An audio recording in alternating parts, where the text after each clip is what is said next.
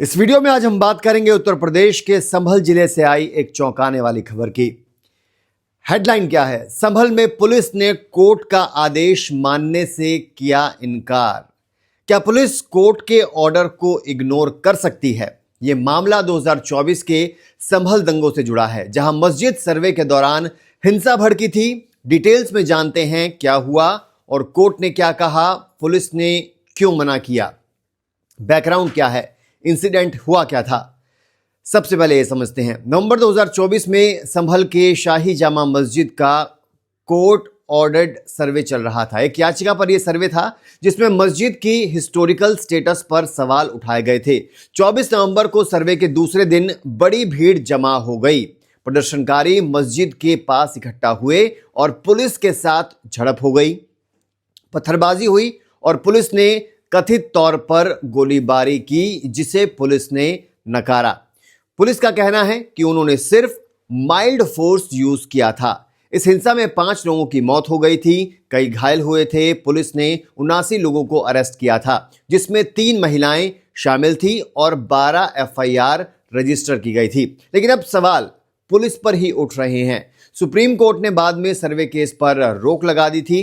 पीड़ित की स्टोरी क्या है, क्यों उठाए मामला? इस केस का सेंटर एक युवक अलाम है जो यामीन का बेटा है। यामीन संभल के खग्गूसराय अंजुमन इलाके के रहने वाले हैं। उनका दावा है कि 24 नवंबर को अलाम अपना फूड स्टॉल लगाने बाहर गया था। वो दंगे में नहीं शामिल था, लेकिन पुलिस की गोली से वो घायल हो गया। यामीन ने कोर्ट में पिटीशन दाखिल की। पुलिस ने जानबूझकर फायरिंग की। अलाम को चोट लगी और परिवार को डर से गुप्त रूप से इलाज कराना पड़ा। कोर्ट ने इस पर सुनवाई की और सबूतों के आधार पर प्राइमा फेसी केस बनता हुआ पाया। ये स्टोरी दिखाती है कि कैसे आम आदमी दंगों की चपेट में आ जाता है। कोर्ट का ऑर्डर क्या आया, आपको अब डिटेल में बताते हैं। 9 जनवरी 2026 को चंदौसी की chief judicial magistrate Vibhanshu Sudhir ने बड़ा फैसला सुनाया। उन्होंने संभल कोतवाली पुलिस को ऑर्डर दिया कि पूर्व सर्किल ऑफिसर अनुज चौधरी अब फिरोजाबाद में एएसपी रूरल हैं। पूर्व कोतवाली इंस्पेक्टर अनुज तोमर अब चंदौसी में हैं और 10 से 12 अन्य अनआइडेंटिफाइड पुलिस कर्मियों के खिलाफ एफआईआर रजिस्टर करें। कोर्ट ने कहा कि केस में कॉग्निजेबल ऑफेंस बनता है, यानी मर्डर और संबंधित धाराओं के तहत केस। यह ऑर्डर यामीन की पिटीशन पर आया, जिसे फरवरी 2025 में फाइल किया गया था।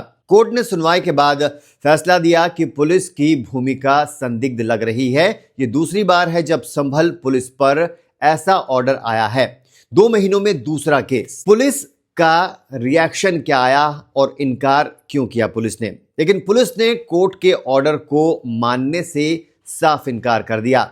संभल एसपी कृष्ण कुमार बिश्नोई, कुछ रिपोर्ट्स में कृष्णकांत बिश्नोई ने कहा, ये ऑर्डर इल्लीगल है, हम कोई एफआईआर नहीं रजिस्टर करेंगे।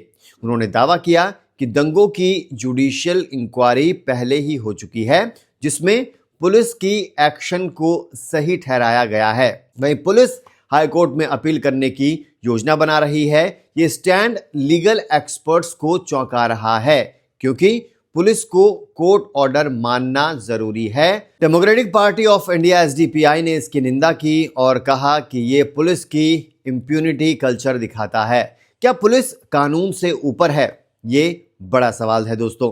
क्या कह रही हैं पार्टियां और नेता? इस मुद्दे पर पॉलिटिक्स भी गर्मा गई है। समाजवादी पार्टी के लीडर अखिलेश यादव ने योगी सरकार पर हमला बोला है। उन्होंने कहा, भाजपाई किसी के सगे नहीं है, मतलब बीजेपी वाले किसी को नहीं बख्शते, यहां तक कि अपने अफसरों को भी नहीं। यह केस पुलिस रिफॉर्म्स की जरूरत को हाईलाइट करता है। लीगल एक्सपर्ट्स कहते हैं कि पुलिस का इनकार जुडिशियल अथॉरिटी का अपमान है। अगर अपील में ऑर्डर पलटा नहीं तो पुलिस पर कंटेम्प्ट ऑफ कोर्ट का केस बन सकता है। यह मामला दिखाता है कि कैसे सिस्टम में अकाउंटेबिलिटी की कमी है, खासकर माइनॉरिटी कम्युनिटी के केस में। दोस्तों, आपको क्या लगता है आगे क्या होने वाला है? अपनी राय जरूर बताएं।